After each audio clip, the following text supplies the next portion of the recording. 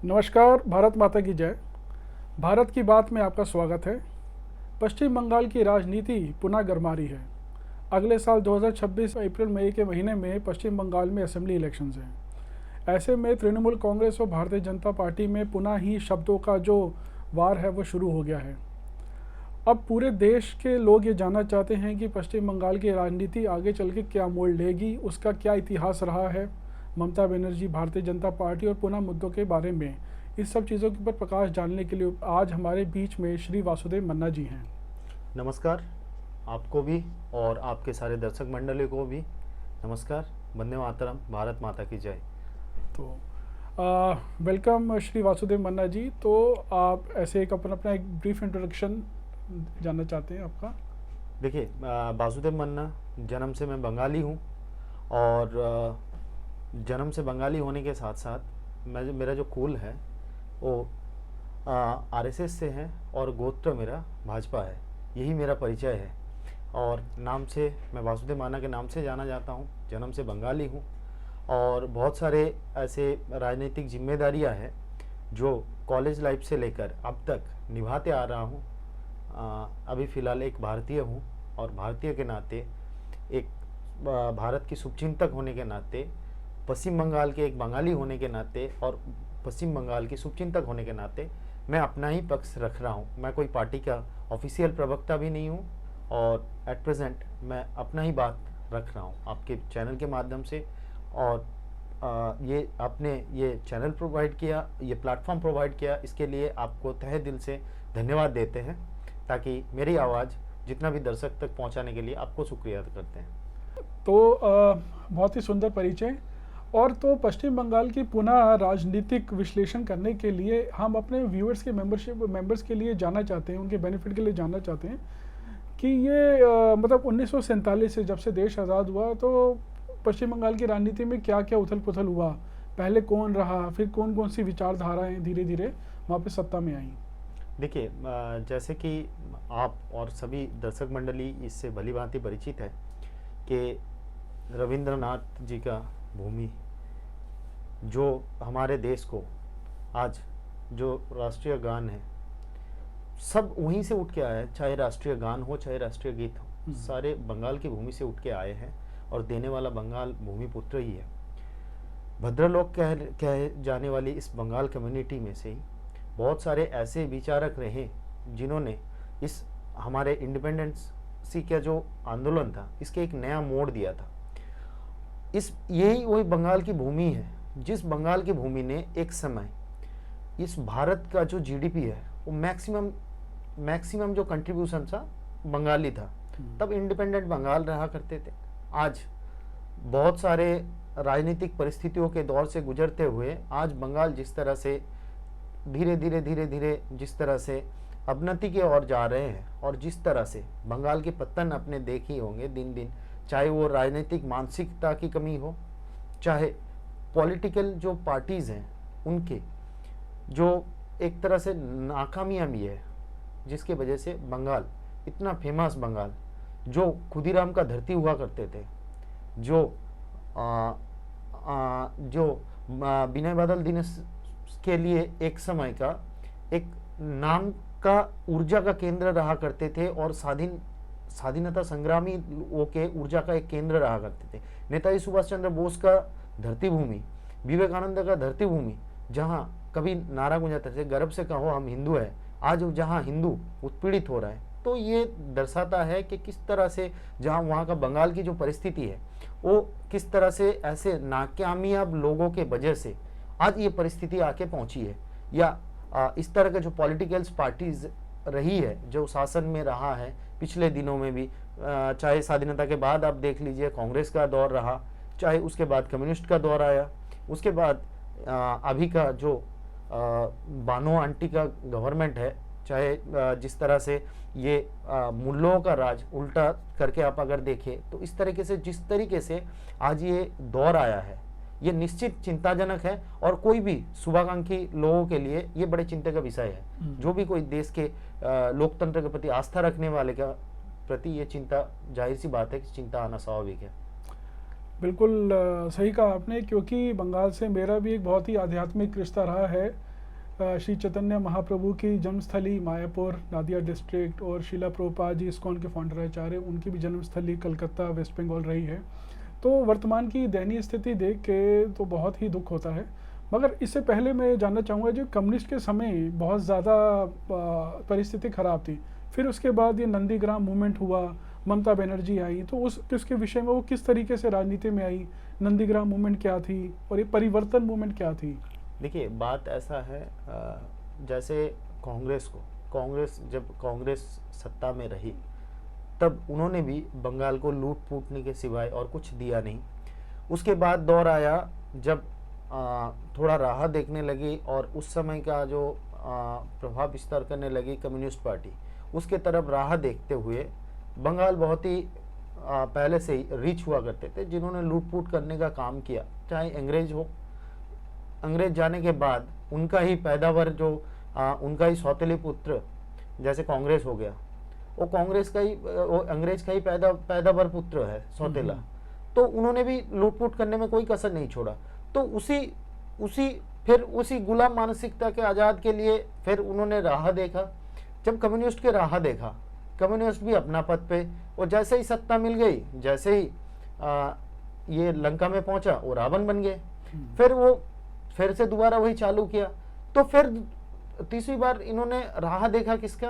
तब राह देखा ममता बनर्जी जब नंदीग्राम मूवमेंट से, तब थोड़ा आस्था जगाई कि चलो गरीबों का कुछ भला करेगा। और इनका नारा हुआ करता था, अभी भी है, माँ माटी मानुष का नारा हुआ करता था। तो शायद उम्मीद जगी लोगों के अंदर, आम बंगालियों के अंदर उम्मीद जगी कि जो माँ माटी मानुष का नारा दे सकता है वो शायद कुछ भला कर सकता है।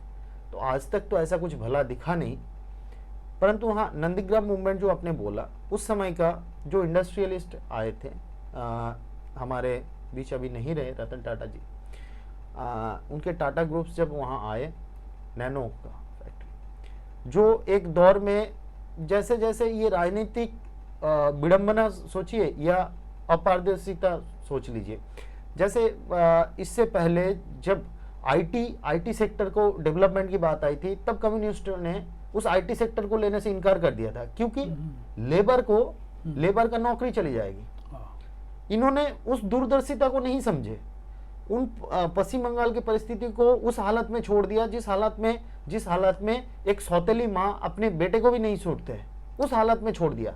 कम्युनिस्ट ने ये किया। फिर इन्होंने राह देखी, आम बंगालियों ने राह देखी ममता बनर्जी का, शायद कुछ उम्मीद जगी। तब जाके इन्होंने जब देखा कि इंडस्ट्रियलिस्ट आए, अब इंडस्ट्री लेके आती है तो बहुत सारी इनकम जनरेट करती है, तो जो इनकम जनरेट करने आई थी उनको ही इनका दुश्मन बना दिया। पश्चिम बंगाल में नाना करते हुए बहुत सारी इनकम जनरेट होती, इन्वेस्टमेंट आती, और एक इंडस्ट्री आने के साथ साथ और भी 10 इंडस्ट्री आती और 10 बिजनेस ग्रोथ करती। शायद ये पश्चिम बंगाल की भला होता, लेकिन उनको तो सत्ता की रेवड़ी चाहिए थी। सत्ता की रेवड़ी, जिस आंटी को सत्ता की रेवड़ी चाहिए थी, वो बानो मौसी को, वो सत्ता की रेवड़ी कहाँ से मिलेगी फिर? तो उन्होंने उनको भगाना था, तो ये मूवमेंट जारी किया। अब आज की परिस्थिति और भी विकट पहुंच गई है। उस समय की परिस्थिति थे बिल्कुल उल्टा। आज वहां पे जय श्री राम का नारा, मतलब अगर कोई जय श्री राम का नारा देते हैं तो वो एंटी कह लिया जाता है। जैसे लगता है अगर जय श्री राम का कोई धार्मिक नारा भी देता है तो ये उनके लिए माओइस्ट लगता है। बानो आंटी को माओइस्ट लगता है। जो हाल फिलहाल में मुल्ला बनी घूम रही है, ये ठेकेदार बन के घूम रही है। पश्चिम बंगाल में आज की परिस्थिति में तो कोई सरकार है ही नहीं, ये तो एक विशेष समुदाय का ठेकेदार बन के घूम रहा है। और ये वहाँ का पुलिस भी इतना नाकामयाब पुलिस है, जो एक प्राइवेट लिमिटेड कंपनी बन के आज रह गई है, एक विशेष खानदान के लिए और खानदानी पॉलिटिशियन के लिए रह गई है बच के, और उनके जो फॉलोअर्स है उनके लिए ही बच के रह गई है। आम आदमी के लिए तो पुलिस आज रह नहीं गई है। तो यही है परिस्थिति जो बंगाल की आज दौर देख रहे हैं। ये पहले भिन्न हुआ करता था, आज एकदम रिवर्स हो गई है, जो काफ़ी चिंता का विषय है। और इस विषय में हर कोई बंगाली को ये सोचना चाहिए कि जिस तरह से परिस्थिति एक दौर में आज जैसे आज अगर आप मान के चलो कि इस दौर में एक विद्यासागर की भूमि से, जब यहाँ विद्यार्थी सेफ नहीं है, एक विद्यार्थी के लिए जहाँ परीक्षा देने जाते हैं, जहाँ इंटरव्यू देने जाते हैं या कोई ऐसे कॉम्पिटिटिव एग्जाम देने जाता है, वो नौकरी तक सेफ नहीं है। अपने रेबड़ी के चलते, रेबड़ी खाने के चलते जो करप्शन इन्होंने करके रखा है, उस करप्शन के चलते आज करीबन 26,000 कम नहीं होता है, 26,000 जो सरकारी परीक्षार्थी थे एसएससी के, उन्होंने अपनी नौकरी से हाथ धो के बैठा है। और अब देखिए, एक आपने अपना सत्ता चलाई, आपके नेता मंत्रियों ने मिलके ये जो भ्रष्टाचार किया, उसके कहीं ना कहीं उस भ्रष्टाचार का दोषी कोई, या उसके भ्रष्टाचार के लिए कोई सफर करे, ये उचित नहीं रहेगा। अगर उस भ्रष्टाचार के लिए कोई कैंडिडेट सफर कर रहा है, 2016 में नौकरी मिली थी और आज जाके रातों रात उनको पता लगी कि भाई साहब कल से तो मेरा नौकरी रहेगी ही नहीं। और खाली नौकरी नहीं है, जो पुराना जिन्होंने सैलरी लिया, जो सैलरी लिया था, उनको पूरा रिटर्न बैक करना है। और उनके साथ साथ उनका परिवार का हालत सोचिए, जो परिवार उनके साथ जुड़ा हुआ है, किसी का बीवी होंगे, बच्चा होंगे, चलिए ये तो बात तो एक दूसरी तरफ, साथों साथ आप जानते हैं एक जॉब होल्डर की लाइफ कैसी होती है, एक सैलरी होल्डर की लाइफ कैसी होती है। सारे ईएमआई में चलती है, या तो फिर कोई किस्त हो जाती है, या घर का किस्त हो जाती है, या कोई फाइनेंस के जाल में ही उनका जिंदगी कटती है। अब इस दौर में सरकार को ये इतना नीलज सरकार है कि उनको उस परिस्थिति में फंसाया।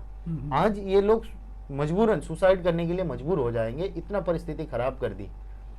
तो ये कहीं ना कहीं इनका दर्शाता है कि ये एकदम बंगाल के लिए एक श्राप की तरह है। ये जो आज के दौर में जो ठेकेदार गवर्नमेंट है, ये एक बंगाल के लिए एक अभिशाप की तरह है, जिसको जल्द से जल्द बंगाल की जनता समझ जाएगी और उखाड़ के फेंकेगी। ये बंगाल के लिए और देश के लिए हितकारी, दोनों के लिए हितकारी होगा। मुझे तो कहीं ना कहीं लगता है कि बंगाल की जो ठेकेदार गवर्नमेंट है, ये कहीं ना कहीं ये मंशा लेके चल रही है कि बांग्लादेश 2 बनाने का ना साजिश लेके चल रही हो। जिस तरह से वहाँ का जो परिस्थिति है, ये परिस्थिति कोई भी लोकतंत्र में आस्था रखने वाले कोई भी शुभचिंतक के लिए ये बड़ा चिंतादायक विषय होगा। जिस तरह से काली बादल बंगाल के सर पे मंडरा रहा है, और जिस तरह से ये स्वाभाविक है, हर एक बंगाली को आज सोचने की जरूरत है, और सोचना नहीं है, इस सरकार को उखाड़ के फेंकने की भी जरूरत आ गई है, ताकि एक जैसे कहावत है ना, सोनार बांग्ला, ताकि दोबारा से वो सोनार बांग्ला बन सके। और उस राह पे जो कभी बंगाल बहुत ही प्राउडली बोला करते थे, आज बोलने में भी ये शर्म लगता है कि जिस तरह से वहाँ का परिस्थिति है। कोई बाहर जाते हैं तो कोई अगर पूछता भी है कि आप बंगाल से आते हो, बंगाल का ये होता है, वो होता है, ये बड़ा हमें भी जवाब देने में बड़ा चिंतादायक होता है कि इनको बोलूँ तो बोलूँ क्या, अपना जो जन्म स्थान है उसका नाम करूं, सुनाम करूं, या उनका गुणगान करूं या दुर्नाम करूं।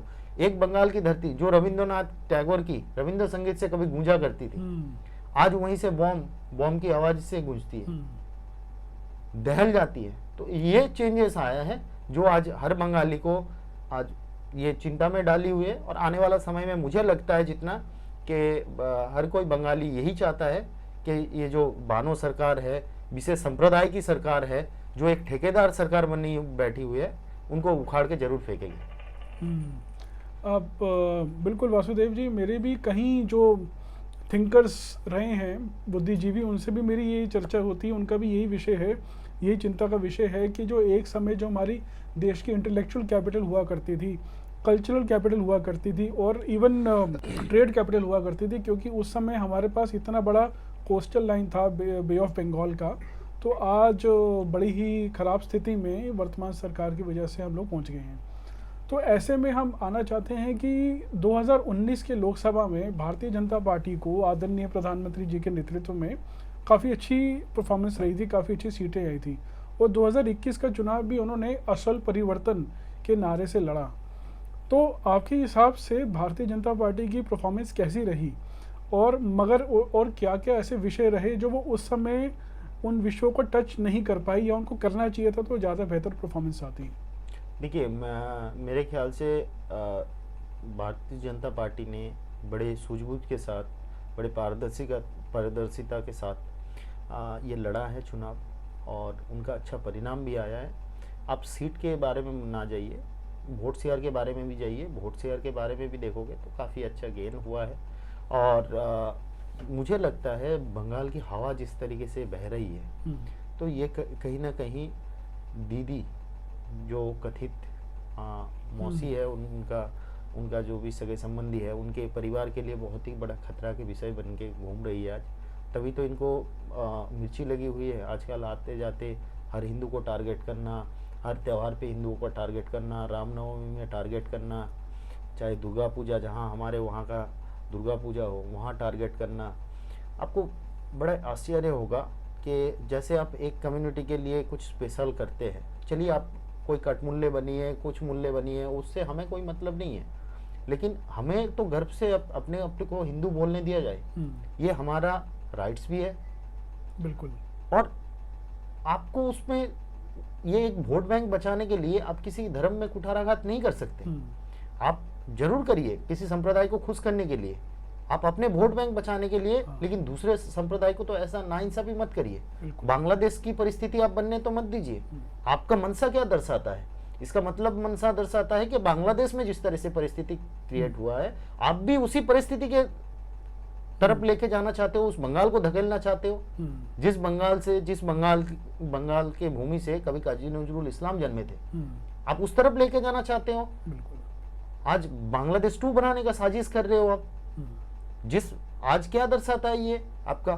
तो इसीलिए एक कहावत है ना, अगर देखिए बंदरों के हाथ में अगर कार देंगे चलाने के लिए और गधों के हाथ में अगर सरकार देंगे, दोनों का परिणाम एक जैसा ही आएगी। तो मेरा ये गुजारिश है कि बंदर कार लेके निकलते ही एक्सीडेंट होता है, तो ऐसे ही नाकामयाब लोगों के हाथ में अगर सरकार देंगे, तो आज जो परिस्थिति बंगाल की हो रही है, तो ये परिस्थिति, ये विकट परिस्थिति होना स्वाभाविक है। क्योंकि नाकामयाब लोगों के हाथ में, जब बेवकूफ़ लोगों के हाथ में आप बंगाल की सरकार देंगे, तो ये विकट परिस्थिति होना स्वाभाविक है। ऐसे बंदर कार लेके निकलते ही एक्सीडेंट, तो यही स्वाभाविक है। तो जाहिर सी बात है कि बंगाल की जनता भी आज बहुत जागरूक हुई है पहले से, और आने वाला समय पे मुझे जितना भरोसा है और मुझे जितना लगता है, मेरा अनुमान कहता है कि बंगाल की जनता इस ठेकेदार सरकार को, इस अत्याचारी सरकार को, इस लुटेरे सरकार को जरूर उखाड़ के फेंकेगी और उनको बांग्लादेश भेजने का पूरी तरीके से तैयारी करने, ताकि ये शासन तो यहाँ चलेगी नहीं, तो वो जाके बांग्लादेश का गद्दी संभाले, उनके लिए बेटर रहेगा। तो निश्चित ही जो परिस्थितियाँ ज़मीन पे हैं, तो ऐसे में बंगाल के लोगों को आदरणीय प्रधानमंत्री जी और भारतीय जनता पार्टी में एक उम्मीद की किरण दिखती हुई नजर आ रही है। जरूर। देखिए माननीय नरेंद्र मोदी जी का नेतृत्व, मार्गदर्शन में और नेतृत्व में जिस तरीके से आज जहां डबल इंजन की सरकार है, वहां जिस तरीके से विकास हुआ है, वो आज तारीफ करने लायक है। आज यूपी देख लीजिए, उत्तराखंड देख लीजिए, गोवा देख लीजिए, महाराष्ट्र देख लीजिए, ये जिस तेजी के साथ विकास कर रहे हैं। आसाम देख लीजिए, आसाम भी तो एक बंगाली स्टेट है। आसाम किस तेजी के साथ विकास कर रहे हैं। वही आसाम का एक दौर था जहां आसाम को इतना कोई वैल्यू नहीं देता था। तो ये वो दौर है जहां ये भाजपा एक ऐसी संगठन है जहां लीडरशिप की कमी नहीं है। क्वांटिटी तो है ही लीडर की, बट क्वालिटी भी है। इनकी तरह चोर लुटेरों से भरा हुआ नहीं है, इनकी तरह नाकामयाब लोगों से भरा हुआ नहीं है। तो ये कहीं ना कहीं दर्शाता है, देखिए ये इनके मनसा को दर्शाता है। देखिए इन्होंने जिस नारा को दिया था, चलिए इनका नारा तो कोई बात करते हैं, जिस टीएमसी सरकार अभी वर्तमान में है, जो माँ माटी मानुस का नारा दिया था, अगर माँ माटी मानुस का नारा दिया था तो हर औरत को माँ की नज़र में देखना चाहिए था। आप एक खुद जो ठेकेदार बन के बैठे हो विशेष संप्रदाय के लिए, आप खुद नारी होके एक माँ का अपमान करने में तुले हुए हो। अगर आप माँ का अपमान करने में तुले हुए हो, अगर बोलता हूँ मैं विद फैक्ट बताता हूँ कि यही वो अभी जो बैठी हुई है सत्ता में, यही कभी बोला करती थी कि लेडीज का रेप इसलिए होता है, लेडीज के साथ दुष्कर्म इसलिए होता है क्योंकि लेडीज शॉर्ट ड्रेस पहनती है। तो ये बहुत ही चिंता का और निंदनीय बात है जो इस तरह का एक सीएम, सिटिंग सीएम होके इस तरह के बयान दे कि लेडीज के साथ इसलिए दुष्कर्म होता है कि लेडीज शॉर्ट कपड़ा पहन के बाहर निकलती है। ये कोई सीएम के लिए कोई ये सीएम लायक नहीं है। आप एक लेडीज होके लेडीज को इस तरह से ये करना, दायी करना, ये कहीं उचित नहीं है। तो माँ यहाँ से कहीं से जस्टिफाइड नहीं है। अगर माटी का बात बोलते हो, जिस माटी में कभी इतना उपजाऊ भूमि में जब रविंद्रनाथ टैगोर आए, विद्यासागर आए, खुदीराम बोस जैसे आए, उस भूमि को आप आज लहूलुहान कर दिए हो सांप्रदायिकता के आगुन से, सांप्रदायिकता का आग से आप उसको लहूलुहान कर दिए हो, उस मिट्टी को लहूलुहान कर दिए हो जिस मिट्टी ने भारत के लिए कंट्रीब्यूशन दिया है। आज उस मिट्टी को लहूलुहान कर दिया आपने। आज जिस बंगाल की भूमि में रविंद्र संगीत की मधुर आवाज से गूंजती थी, आज आप बम धमाके कर रहे हो। तो माटी का बात भी रह नहीं गई है। और मानुष का तो छोड़ ही दीजिए, उन्होंने ना रोजगार दिया और ना ही रहने लायक जगह दी तो खाली दंगा। और इन्होंने चाहे ईंट ईंट पत्थर पत्थर कंकर कंकर चुरा ली। अब हर जगह घोटाला देखिए, चाहे ये सरकारी नौकरी में नहीं, आप देखिए जहां चावल डिस्ट्रीब्यूशन होना है, चावल चोरी से लेकर त्रिपाल जहां डिस्ट्रीब्यूशन होना है। चलिए ये वहां बाढ़ भी काफी आता है, बारिश भी काफी होता है, इसकी वजह से पश्चिम बंगाल में काफी सारे बाढ़ भी आता है। तो उस टाइम पे जो त्रिपाल डिस्ट्रीब्यूशन होता है ना, गरीब लोगों के लिए, जब तूफान आता है तो छत चढ़ जाते हैं या उड़ा के ले जाते हैं, घर तोड़ देते हैं, तूफान में जो होता है नेचुरली, उस समय पे त्रिपाल डिस्ट्रीब्यूशन किया जाता है। हर जगह का सरकार करती है ये। उस त्रिपाल में भी चोरी करते हो गरीब लोगों का, वो त्रिपाल जो अब छत तो दे नहीं पा रहे हो और उस छत को भी छीनना चाहते हो जो उसके वो हकदार है। बिल्कुल, उसको कट मनी बोलते हैं जो वहाँ पे। हाँ, जिस तरीके से आप देखिए, चाल चोरी, त्रिपाल चोरी, अब ईंट पत्थर गट्टी गट्टी चोरी करने लगे हो अपने, तो क्या बचा क्या है? आपने सब तो लूट फूट करके आप और आपके खानदान बचे हो, आप अपना भतीजे बच के रह रहे हो, आपके भतीजा करोड़ों का, कई हजार करोड़ का मालिक बन गया है। तो ये दर्शाता है कि किस तरीके से इन्होंने रेबड़ी खाने के लिए सत्ता में आए थे और रेबड़ी जैसे ही फुलफिल हो रहा है। पश्चिम बंगाल के लिए इनका कोई ना संवेदनशीलता है, ना कोई मन में कोई इच्छा है, ना कोई लालसा है। इन्होंने खाना है तो सब सत्ता की रेबड़ी लेना था, जो इन्होंने मजे से ले रहा है। और ये और इनके जो फैमिली है पूरी तरीके से स्वस्थ और व्यस्त है उसी में। और पश्चिम बंगाल की जनता जाए भाड़ में। आम बंगालियों के लिए ना कोई संवेदनशीलता है, ना कोई प्लानिंग है। तो इसलिए पश्चिम बंगाल की सत्ता, देखिए अब जनता भी जागरूक है, जनता भी, अब बंगाली बहुत ही इंटेलेक्चुअल कहे जाते हैं। आप अगर ऑल ओवर इंडिया में भी देखोगे बिल्कुल, तो ज़्यादातर इंटेलेक्चुअल्स उसी बंगाल की धरती पे आते। तो मुझे नहीं लगता है कि आम बंगाली और इंटेलेक्चुअल्स बंगाली इसको सहन कर पाएंगे।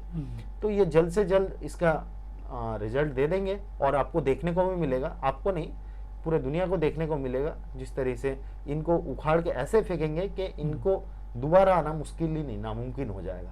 बिल्कुल, बंगाल तो शुरू से ही एक रेवोल्यूशन की धरती रही है।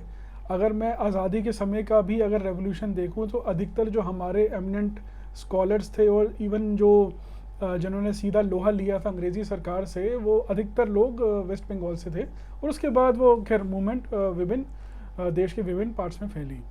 और अभी जैसे आपने जिक्र किया उनके भतीजे का, तो उनके भतीजे का आपको राजनीतिक भविष्य क्या लगता है? मतलब क्या आपके हिसाब से इस समय सरकार डिफैक्टो उनका भतीजा चला रहा है या वर्तमान में तृणमूल के अंदर क्या स्थिति है? देखिए, अब हर बाप चाहता है कि अपने बेटे को सेट करके जाना, तो ये स्वाभाविक है। बानो आंटी भी चाह रही है कि उनका भतीजा है बीच में, तो उसको पीछे में तो उनको सेट कहीं ना कहीं कर दिया जाए। देखिए, अब रेवड़ी तो लूट फूट के उनको भर दिया है घर, अब चाहिए उनको 70 रुपये रेवड़ी जो इनको भतीजा को सौंपना है। तो कहीं ना कहीं इनका मनसा तो यही रहेगा कि कहीं ना कहीं उनको सेट कर दिया जाए, पश्चिम बंगाल की एज ए चीफ मिनिस्टर कहीं ना कहीं सेट कर दिया जाए। लेकिन पश्चिम बंगाल की जनता भी बड़ा चालाक जनता है, वो ये होने नहीं देगा। और मुझे पूरा उम्मीद है कि आने वाले समय पे, आने वाले चुनाव में अपना जो आशीर्वाद है, वो आशीर्वाद से, उनका जो वोट रूपी आशीर्वाद है, उस आशीर्वाद से ये अभिशाप को, जो आज पश्चिम बंगाल के ठेकेदार बन के बैठी हुई है, पश्चिम बंगाल की जिस तरीके से एक विशेष संप्रदाय के ठेकेदार बन के बैठी हुई है, तो उनको वो अभिशाप से मुक्त करने का काम भी जनता अपने आशीर्वाद, वोट रूपे आशीर्वाद द्वारा करने का काम करेगी और इनको जल्द से जल्द उखाड़ के फेंकेगी। और इनका जो नैरेटिव्स चलाया जा रहा है, अपने परिवार पालने का नैरेटिव्स, ठीक है, परिवार तो हर कोई है, हर कोई को, किसी को अपना, हर कोई बंगाली को अपना परिवार का हिस्सा मानना चाहिए था।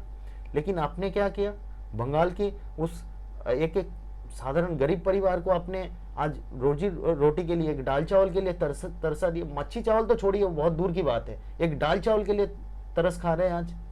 आपने रोजगार का क्या हाल बना के रखा है, आज स्टेट का इकोनॉमी का क्या हाल बना के रखा है। दिन प्रतिदिन आप खाली सेंट्रल पे आरोप लगाते रहते हो, ये पैसा नहीं दे रहे, वो पैसा नहीं दे रहे, ये नहीं दे रहे।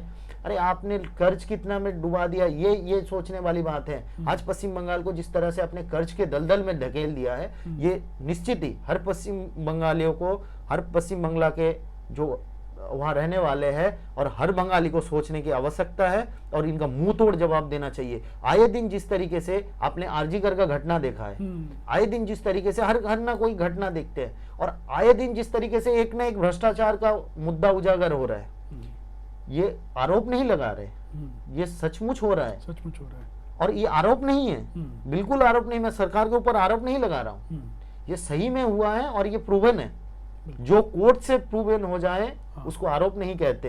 तो ये कहीं ना कहीं सरकार उस सारे सटगट में शामिल है, सारे रचनाओं में शामिल है, और इनका मनसा ही है भोग करना। जैसे मैंने कुछ देर पहले ही कहा था ना कि अगर बंदरों के हाथ में अगर कार देंगे और ऐसे नालायकों के हाथ में सरकार देंगे तो दोनों का परिणाम एक जैसा ही होगा। तो ये उसी का परिणाम दर्शाता है कि बंगाल की आज जो वर्तमान परिस्थिति है, ये उसी का परिणाम है। बिल्कुल।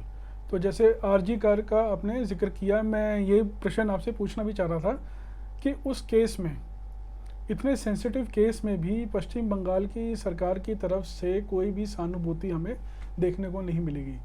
लगभग 3 महीने होते रहे, वहाँ पे डॉक्टर्स प्रोटेस्ट करते रहे, उसके बावजूद भी ममता सरकार मतलब इतने सेंसिटिव मुद्दे पे भी झुकी नहीं।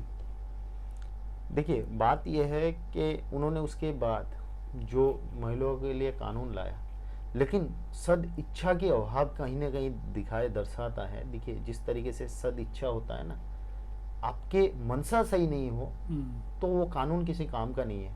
देखिए, जैसे उन्होंने शाहजहां शेख के लिए पार्लियामेंट से खड़े होकर, विधानसभा के पटल से खड़े होके, उन्होंने विधानसभा के पटल से खड़े होके एक रेपिस्ट के लिए, एक दंगाई के लिए और जो अत्याचारी है उनके लिए, आप ये क्या मैसेज देना चाहते हो? गवर्नमेंट आप पब्लिक को क्या मैसेज देना चाहते हो कि एक रेपिस्ट के लिए, एक दंगाइयों के लिए, एक अत्याचारी के लिए हम यहाँ से विधानसभा के पटल से हम खड़े होकर बोलते हैं एज ए चीफ मिनिस्टर? बिल्कुल। उनका गुनगाता गाते हैं। ये आपकी परिस्थिति है। आपका पुलिस किस तरह की नाके में एक तरह से नालायक पुलिस है, जो आए दिन अगर कोई पॉलिटिकल कार्यकर्ता है, आप उस नाते काम करते हैं। आपका टीएमसी का हो गया तो चलो वाह, कोई नहीं। अगर कोई दूसरा पार्टी का हो गया तो चलो उठा कर ले चलो, उनको ऐसे धराए लगा दो ताकि वो बाहर ना आ पाए। आप हावड़ा में कुछ दिन पहले ही, अभी 2 साल पुराना बात है, एक हमारे भाजपा कार्यकर्ता को वो ऐसे रामनवमी में जुलूस निकाला था बोल के, उनको ऐसे धारा में अंदर भर दिया तो 1 साल बाद बाहर निकले। अब एक गरीब परिवार का हिस्सा है, जो डेली कामकाज करके खाते थे, उसका क्या दोष रहा?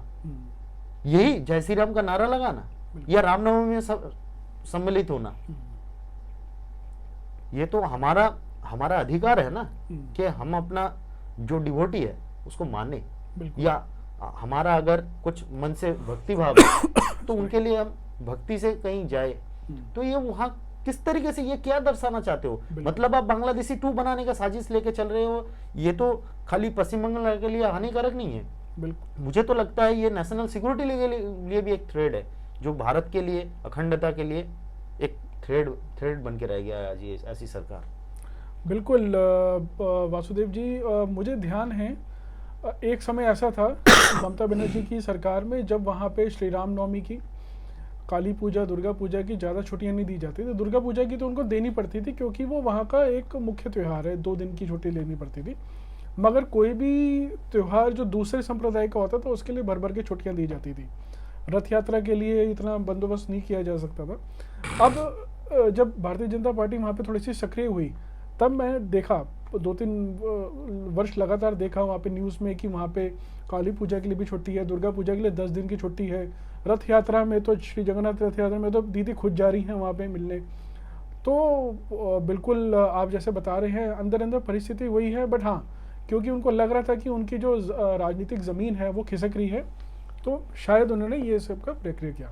तो वासुदेव जी, तो जिस तरीके से अभी हमने पश्चिम बंगाल की पृष्ठभूमि समझी और वहाँ की जनता किस तरीके से वहाँ पे इतनी त्रस्त है वर्तमान सरकार से, मगर ऐसे में भारतीय जनता पार्टी क्योंकि विभिन्न 17-18 राज्यों में उनकी सरकार है, उनके पास इतना कुशल नेतृत्व है और केंद्र के पास ऑलमोस्ट और काफ़ी सरप्लस फंड्स भी हैं, मगर क्या कमी रह जाती है कि हम लोग जो है भारतीय जनता पार्टी इतना बेटर परफॉर्म नहीं कर पा रही वहाँ पे ज़मीन पे, और ज़मीन पे कार्यकर्ताओं की और ज़मीन पे जो जनता है उनकी भारतीय जनता पार्टी से क्या आकांक्षाएं हैं? देखिए, आप ये नहीं कह सकते हैं कि Bharatiya Janata party better perform नहीं कर पा रही है।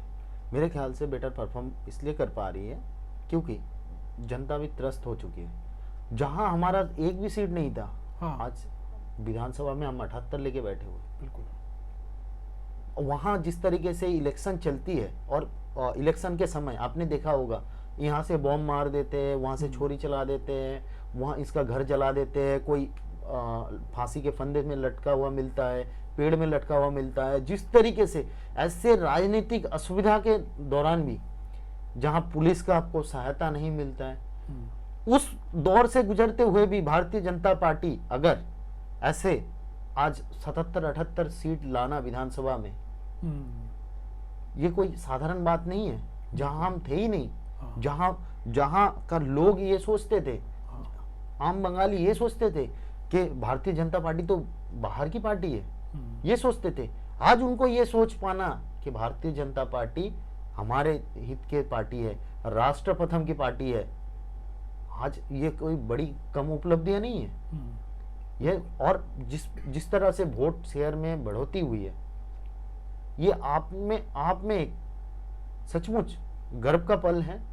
तो आने वाले समय में जिस तरह से वो पश्चिम बंगाल वासियों और हमारे बंगाली समाज जिस तरीके से प्यार दे रहे हैं, तो मुझे लगता है जल्द ही अपना सरकार बनेगी और बधाई देने फिर दोबारा आएंगे।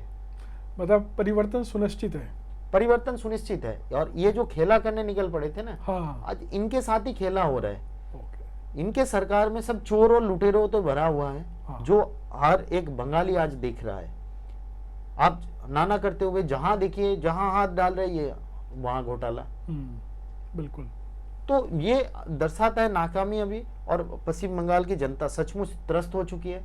तो बांग्ला उस तरह से चाहते हैं, हर बंगाली चाहते हैं कि मेरा बांग्ला सोनार बांग्ला बने, पुराना वाला सोनार बांग्ला बने। बिल्कुल। वो कंट्रीब्यूशन भारत को दे जो कंट्रीब्यूशन पहले दिया करते थे।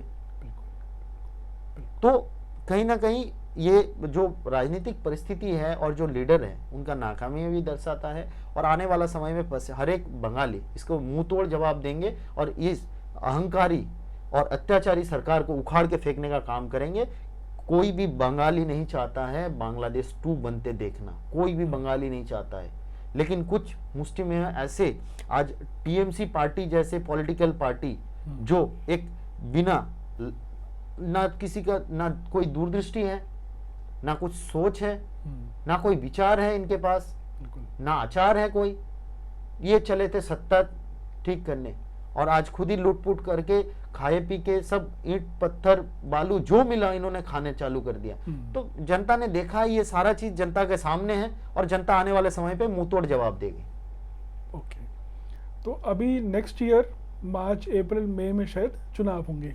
हाँ, ये तो देखिए ये इलेक्शन कमिश्नर के ऊपर डिपेंड करता है, उनके ऊपर है। देखिए हम एक तरफ से ये बोला जाता था कि अगर हम मगर वैसे देखें कि अगर विधानसभा का जो टर्म एंड हो रहा है उस हिसाब से शायद अप्रैल या मई में। हाँ जनरली बेसिकली उसी समय। इस बार चुनाव में 4 मुख्य प्लेयर होंगे, मतलब 2 मुख्य प्लेयर होंगे, 2 सपोर्टिंग होंगे। जैसे एक तृणमूल कांग्रेस और भारतीय जनता पार्टी, उधर से इंडियन नेशनल कांग्रेस और लेफ्ट, शायद AIMM जिसने पिछली बार चुनाव लड़ा था शायद वो भी। तो इन 5 प्लेयर्स को आप कैसे आंकते हैं और इसमें कांग्रेस की और लेफ्ट की भूमिका क्या रहेगी? क्या वो भारतीय जनता पार्टी का वोट काटेंगे या फिर उनके इलेक्शन में लड़ने की वजह से तृणमूल को नुकसान होगा?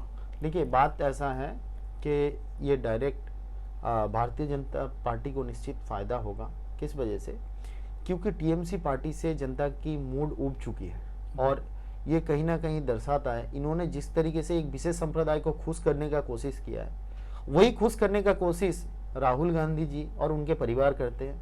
जिस तरह से ममता बनर्जी जी और उनके परिवार एक संप्रदाय को खुश करते हैं, कहीं ना कहीं ये भी करते हैं राहुल गांधी जी और उनको जो यूनिवर्सल जो Congress party, universal Congress party बोल दे तो गलत नहीं होगा, क्योंकि इन्होंने आज अपने जो करतूत थे ये आज तक मार्च तक पहुंचा दिए हैं कि जिस तरह से एक समय पे इंडिया का सबसे बड़े पार्टी हुआ करता था, एक अहंकार भरी सब थे, जहां हम थे ही नहीं।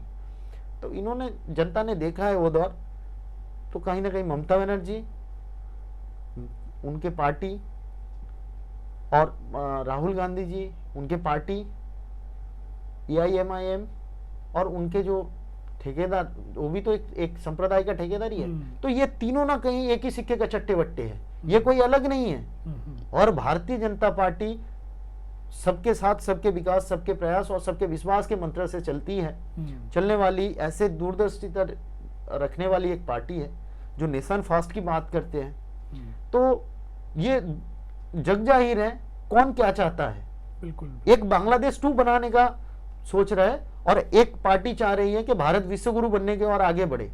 तो जनता के सामने ये खुले किताब की तरह है। हमारा जो कारनामे है, करतूत है, जिस तरह से विकास की रफ्तार आज देखिए जिस तरह से चल रही है, खाली भारत को नहीं, जहां डबल इंजन की सरकार है, आप देख लीजिए जिस तरह से विकास हो रही है। आप यूपी उठा के देख लीजिए, दंगा राज खत्म।